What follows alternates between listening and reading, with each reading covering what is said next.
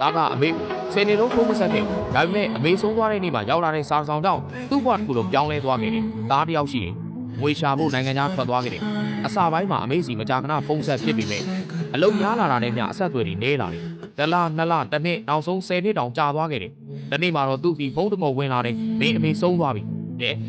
အဲ့ဒီစကားကြားတဲ့ချိန်မှာသူ့ရင်ထဲတစ်ခုခုကျိုးပဲ့သွားသလိုခံစားရတယ်တင်ကြိုပြီးတဲ့နောက်အိမ်ဟောင်းကိုရှင်းလင်းရင်းအမေရဲ့ယာဘေးကစာရီလေးတိတ်တွေ့လိုက်တယ်စာရီပေါ်မှာရေးထားတာက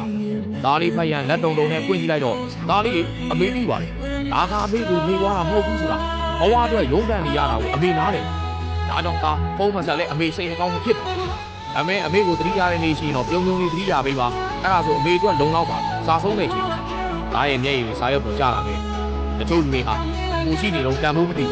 မရှိတော့တဲ့အချိန်မှာဘလောက်ဘိုးတန်နေမှသိရတယ်ဒီဗီဒီယိုကိုကြည့်နေတဲ့အမေဒါမှမဟုတ်ဖေးရှိနေသေးဘုံလေးတစ်ခေါက်ဆက်လိုက်ပါအဲ့ဒါဆိုတာဘသူ့ဘာအာမမခံအောင်ဒီဇလန်ကသိရင်လည်းပြီးသွားရင်အသေးလေးထားခဲ့ပြီးမိဘရှိနေသေးတဲ့သူတွေမြောင်ရှင်းပေးခဲ့ပါ